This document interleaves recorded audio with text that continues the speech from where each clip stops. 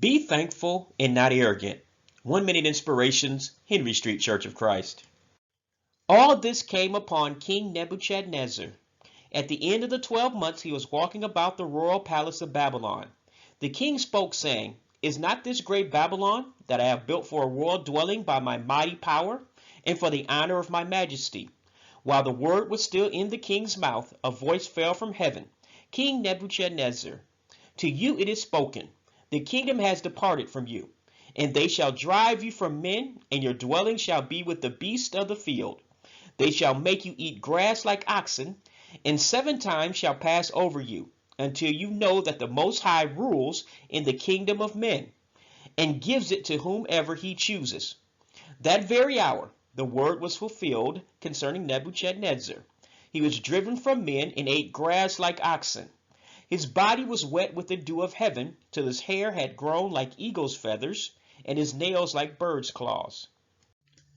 Unfortunately, Nebuchadnezzar gave himself credit for being a great ruler in all the earth at the time of the peak of his power.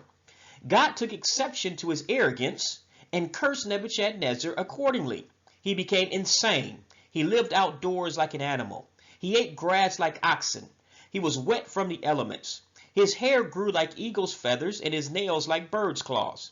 Thus he had to be a pitiful sight. The Bible does not tell us how long he was in this insane mindset. However, we do know that it was not until he came to his senses that he was restored back to humanity and his kingdom. This means that he dropped his arrogance and acknowledged God as sovereign and supreme instead of himself. The same is true today. It is not because we are intelligent, have financial resources, or because we work hard that we are in the positions we are today. Yes, we must work hard and do the right things. There is no doubt about it. Nonetheless, we must realize that despite all of these things, it is the blessing of God upon us that allows us to survive and thrive in this life. Thus, we must never engage in the insanity of foolish pride.